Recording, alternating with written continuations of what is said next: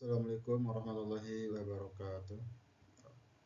Kali ini saya akan menerangkan mengenai manajemen logistik.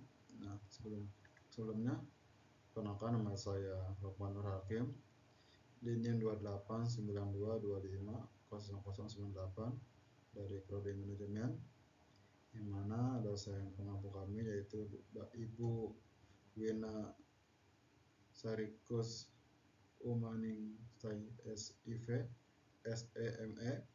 Nah, kali ini saya akan memenuhi tugas UTS yaitu ujian tengah semester di kampus Penuh Bekasi. Nah, selanjutnya, adapun tujuan introduksi khusus ya, di sini kita akan membahas satu, pengertian logistik dan logistik bisnis. Yang kedua, ruang lingkup logistik. Yang ketiga, logistik bisnis dalam perusahaan.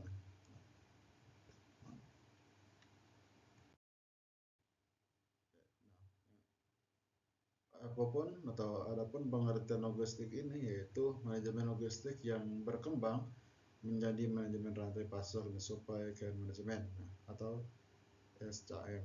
Nah, ini adalah suatu proses yang mencakup perencanaan atau planning, sumber input, skor yaitu bahan mentah dari pemasok. Nah, ya.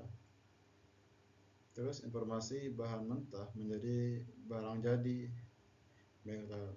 transportasi, distribusi, pergudangan, atau delivery, sistem informasi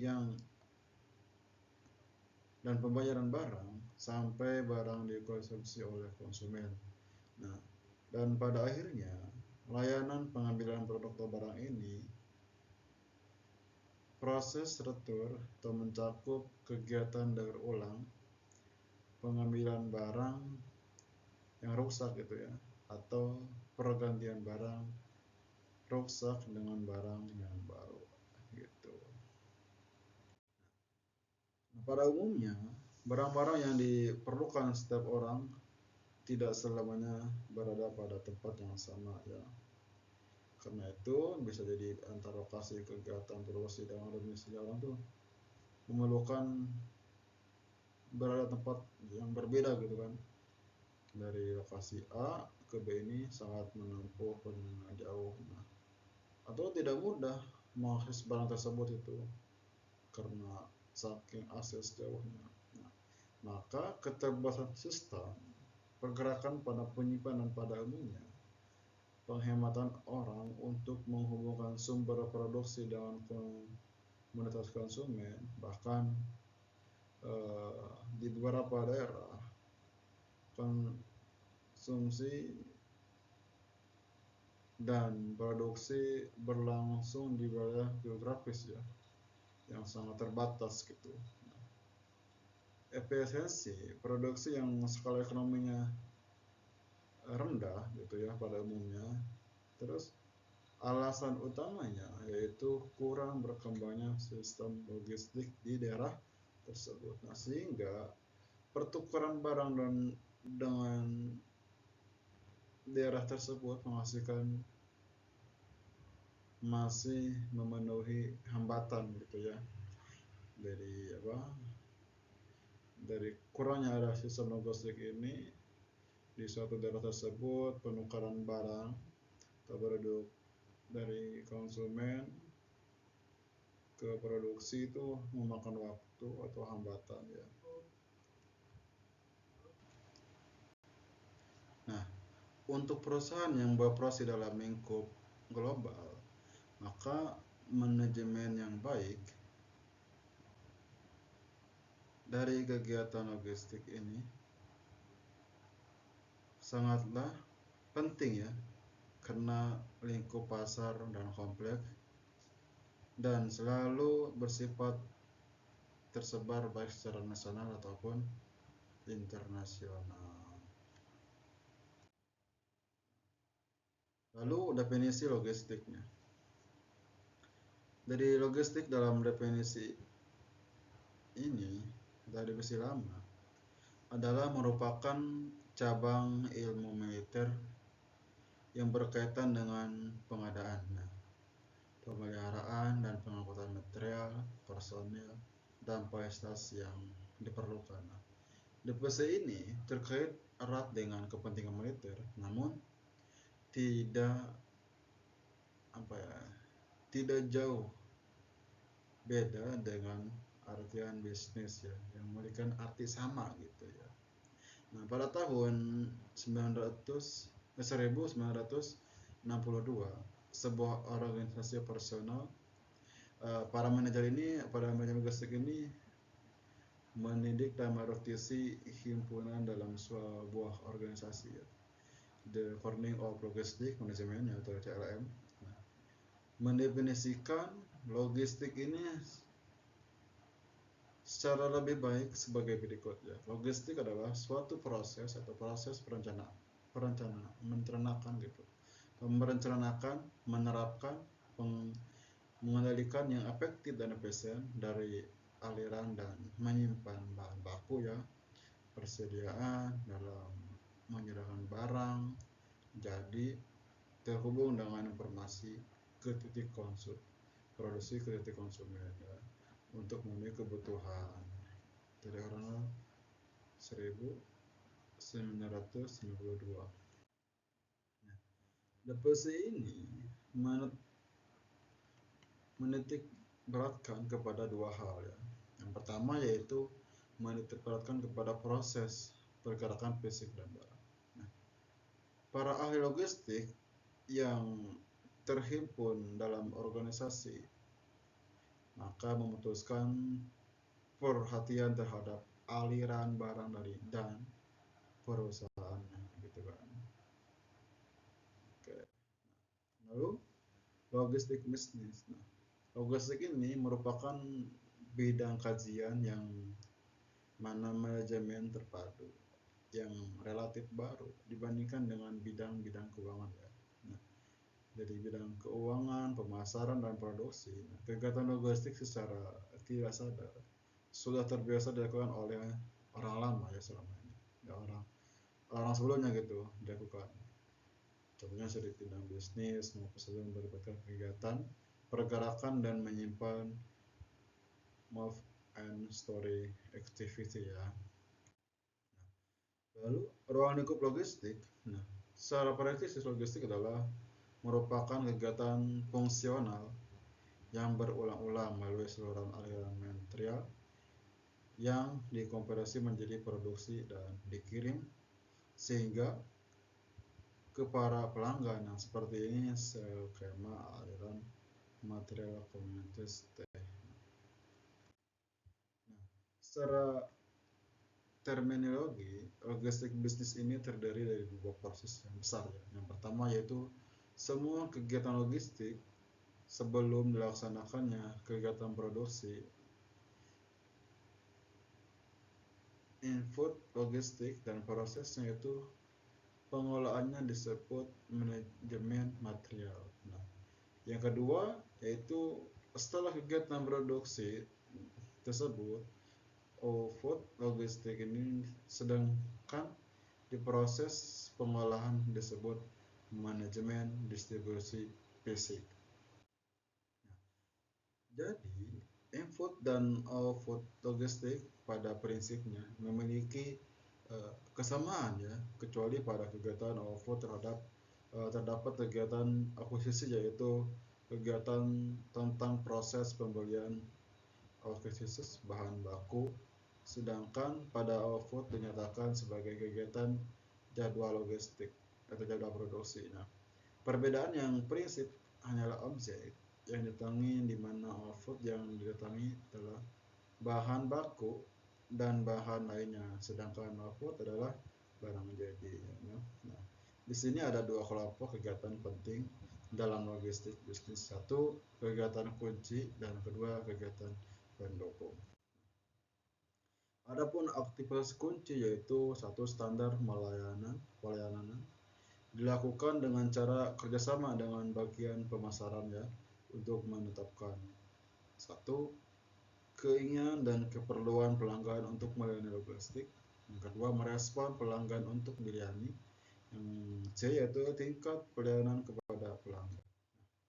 Adapun yang kedua yaitu transportasi. Nah, ada bagian apa terbagi beberapa bagian, di antaranya satu memilih moda dan pelayanan transport, yang B mengkoordinasikan angkutan, ada rute angkutan, jadwal kendaraan, pembelian kelengkapan atau modal, proses keluhan, audit tarif angkutan. Yang ketiga itu manajemen persediaan. Nah, dalam manajemen persediaan ini yaitu kebijakan menyimpan bahan baku dan barang jadi, ada juga peramalan menjual barang pendek, bauran produk pada titik simpan, jumlah ukuran dan lokasi titik simpan, yang just in time, dorong dan tarik. Yang kelima itu pemroses pemesanan ya. Nah, terdiri dari produser, interface antara penjual dengan persediaan, metode penyimpanan informasi pesanan, atau caturan pesanan. Kegiatan pendukung yaitu terbagi beberapa bagian. Yang pertama yaitu pergudangan. Nah, pergudangan ini terdiri dari menentukan luas dan volume gudang. Maka diukur berapa luas dari gudang ini, terus total stok, komisi gudang, penampang stok, ya di situ ada diatur.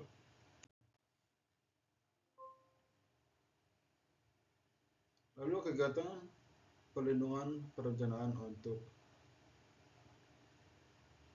penanganan, penyimpanan, melindungi dari rusak dan hilang ya, masa pelindungan secara utuh. Yang kelima yaitu kerjasama dengan berbagai produksi untuk menentukan jumlah target, apa juga untuk urutan dan waktu produksi.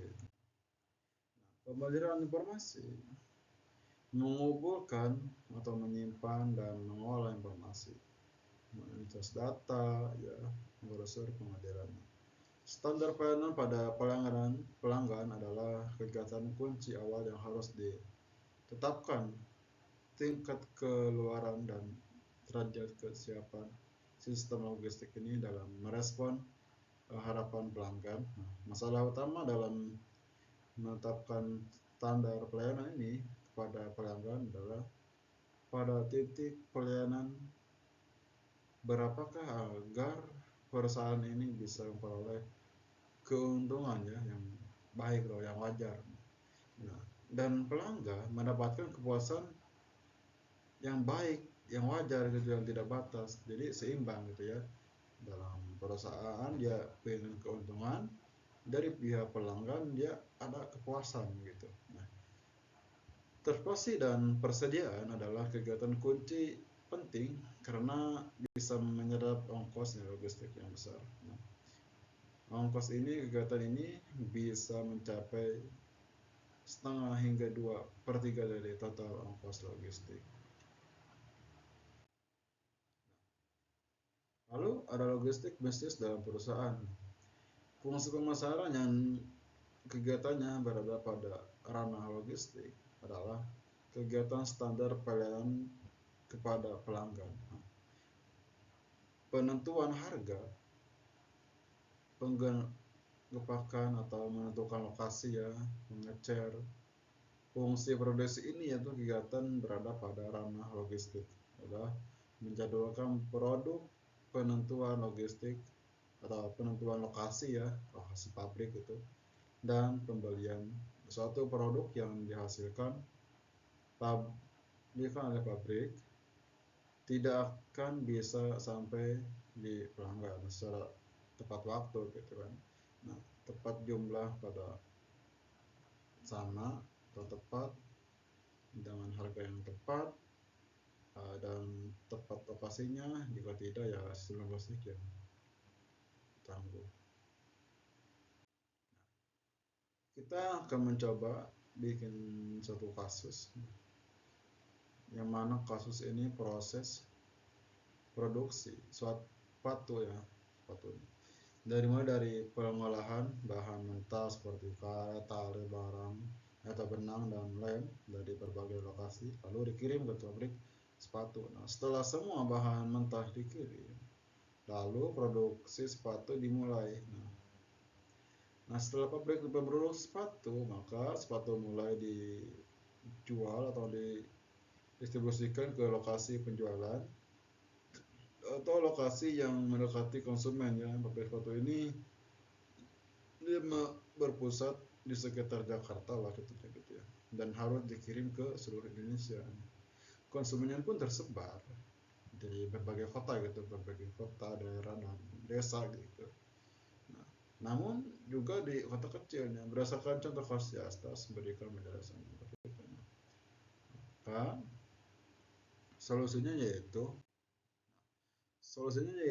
adapun pendistribusian yang efektif adalah dengan mendekatkan sepatu ke masyarakat tanpa harus membangun pabrik lagi, tetapi dengan membangun gudang di lokasi dengan banyak pembeli.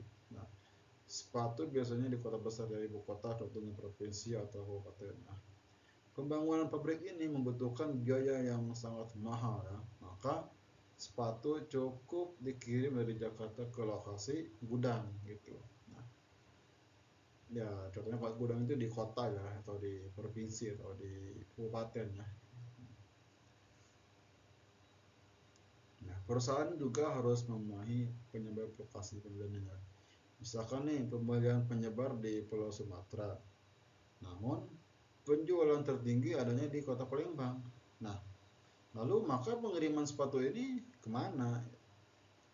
Ke Pulau Jawa gitu, Sumatera, pendapat dikirim ke Palembang terlebih dulu atau gimana? Nah, dari Palembang sebagian sepatu dikirim ke kota Medan. Nah, di Padang dari setiap kota baru dikirim ke setiap pusat pembelanjaan. Nah, metode ini pengiriman dianggap lebih efektif ya, karena dapat memindahkan sepatu dalam jumlah besar secara bersamaan mendekati lokasi pembeli ya di Pulau Sumatera. Kapasitas pun termaksimalkan, nah, gitu ya. Maka dari logistik ini kita benar-benar menganalisis sebuah uh, dari produksi ke konsumen sehingga memerlukan atau menguntungkan bagi perusahaan dan merasa puas bagi konsumen. Nah, oke, hanya ini saya sampaikan ya, kurang lebihnya mohon maaf. Wassalamualaikum warahmatullahi wabarakatuh.